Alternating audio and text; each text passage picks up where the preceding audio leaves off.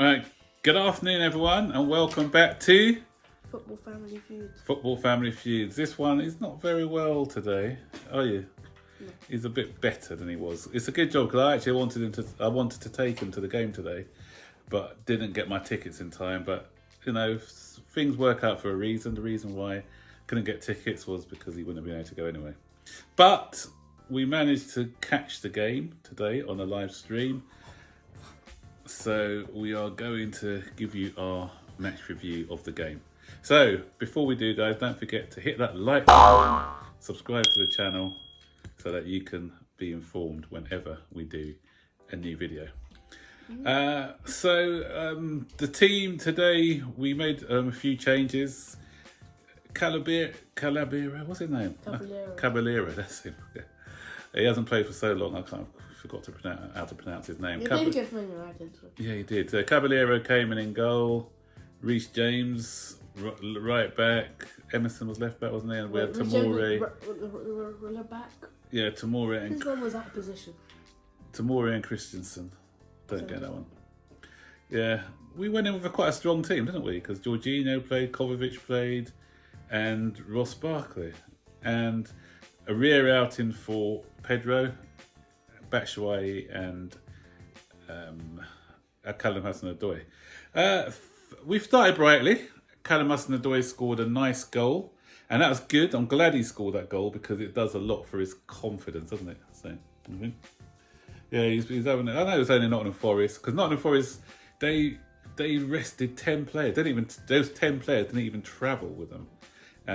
So it was basically, in effect, we were playing Nottingham Forest's B team.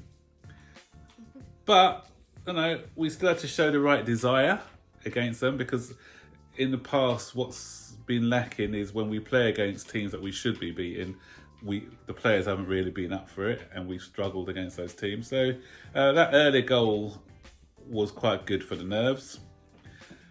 Then, did they score that goal? Yeah, then they scored a VAR goal, didn't they? Or they got a penalty. Sorry, it was a penalty. I don't think it was a penalty. It was a soft penalty. So, but it wasn't even. They didn't even review the penalty because the guy was offside by a fraction. Again, it was a really close VAR decision. So, okay. As I said, I don't like these decisions when they're that tight. But I think if they had rolled it on, I don't think they'd have given the penalty anyway. Cause I think Tamori got the ball. Don't you think so? Yeah. So then we score a second. Callum Hudson-Odoi again, who I think it was out of him and Reece James for the man of the match. He was your man of the match. Hudson-Odoi didn't score again. No, but Hudson-Odoi took the shot, didn't he? It was his shot, which was saved, and Barkley had a tap in. Yeah. But yeah, I said, is that Callum Hudson-Odoi and Barkley for the man of the match, I thought. But Or Reece James. Not Barkley. What am I on about Barkley? Yeah, Callum Hudson-Odoi or Reece James. Yeah, those two were the pick of our side. But the thing is, what I like to mention about Reece James. Reece James put in 4 world-class crosses, and nobody got on the end of it. It's criminal how Batshuayi didn't even put at least one of those chances away. Speaking of Batshuayi should be man of the match. Why? Is that your attempt at a joke? Batshuayi showed today why he's on the bench and why Frank Lampard doesn't rely on him.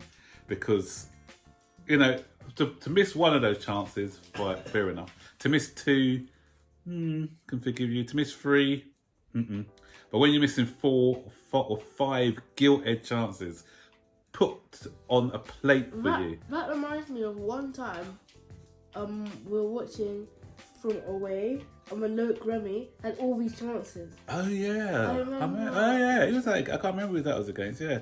It was at Newcastle. I remember William did it. Yeah. No, it was against Arsenal.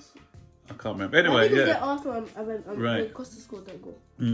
But yeah, you can't be having all those opportunities presented to you and you don't take any chances.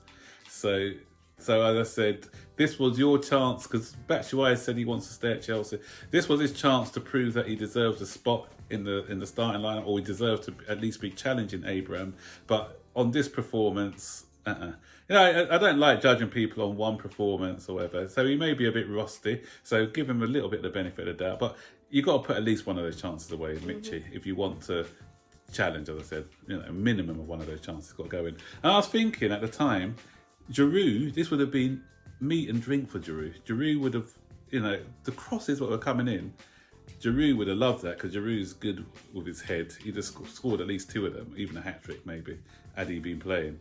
But I think the fact that Giroud's not played, I think that means that signalling that he's out of the door this month. They probably didn't want to play him just in case he got an injury. So, yeah. That's why he needs to go back to fixing tyres. Michelin. It's getting worse. Oh, it's getting worse.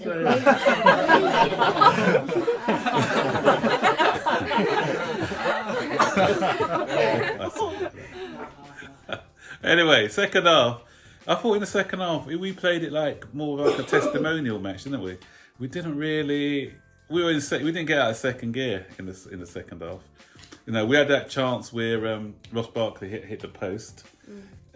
Great save by the goalkeeper. Actually, apparently got a fingertip to it. So we had that opportunity. And what's his name had a shot at the end, Callum Hudson-Odoi, which was well saved by the goalkeeper.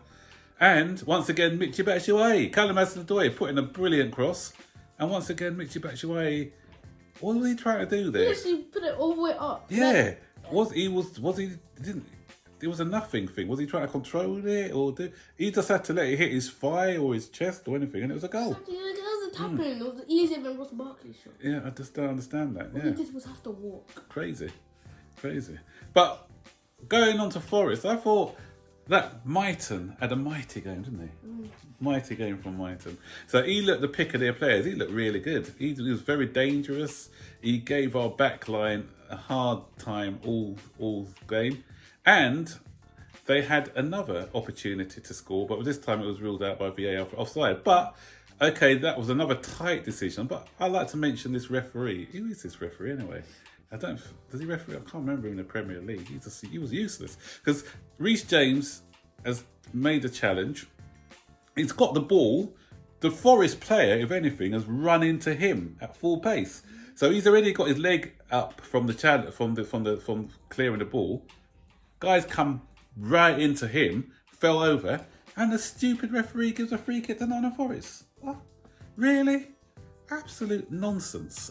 He doesn't even referee football. Useless. But again, as I said, VAR came in. Again, it was by the closest of margins, that VAR decision. But as I said, it is what it is. And, you know, that could have, if they had scored then, I think it was in the 78th minute or 79th minute, it would have been a typical Chelsea edge of the seat finale. But it wasn't to be. And as I said, we kind of kept them at arm's length. So there we go, guys. We're into the next round of the Cup. So onwards and upwards. So let's hope that we can get another favourable draw so that we can play some of the fringe players. Thought Pedro was ordinary. He looks like he's fringe. Yeah, he's a fringe player now, but he was ordinary. He looks like he wants that. Barkley is a strange one because first half, although he scored a goal, I thought he wasn't intelligent enough in some of his play. But in the second half, I thought he was taking up some decent positions. Bit hit and miss, I thought, all throughout the day. But one thing that Barkley does give you is a goal threat. Because obviously, he scored that goal. He nearly scored a second with a header. And he had a couple of other shots from distance. That's what you don't really see from a lot of our midfield players. So if he can get his head right, then he could be an asset. But I don't know. I don't think he's... there's talk about him going. If there's any suitable buyers coming from in January, that we'll be willing to let him go. So, yeah, that's what it is. But anyway, so... No, wait. If Dortmund liked him, we can swap him for Sanchez. What, Barkley? No, Batshuayi. We're talking about Barkley a minute ago. He's still sick, yeah. But yeah, but Dortmund don't want Batshuayi. They've already... They just bought Haaland, the guy from RB Leipzig, so they won't go for Batshuayi. So anyway, guys, thank you very much for watching. And we've got a big reveal now because we were saying thanks for our subscribers. We're doing a giveaway, and the person that has come out of the hat, the person we have drawn for this is, got the drum roll, guys, drum roll. So it's a guy called Elijah Likes Blue. Elijah plays blue. Well done. Not to be mistaken with my Elijah, who plays red, but I prefer the Elijah who plays blue. I'll whisper that. Right, so Elijah plays blue. If you want this book, just let me know, and I will send you some details where you can then pass on your name and address, and we can get this book sent to you. So well done, Elijah Plays Blue, and thanks everyone for watching, and thank you for all our subscribers. Spread the word, guys, because we need to hit 1,000 subscribers before my birthday, which is in February, and I'm sure that we can do that. Yep, so until the next video, like, subscribe, turn notifications, and keep that blue flag flying high. And before I go, actually, I'd just like to say, love the shirt. I'm going to definitely be getting one of those shirts, one of the vintage shirts. Favourite shirt for me of all time. So yeah, well done Blues on that, Chelsea on that one. So let's take care, guys, and we'll see you in the next video.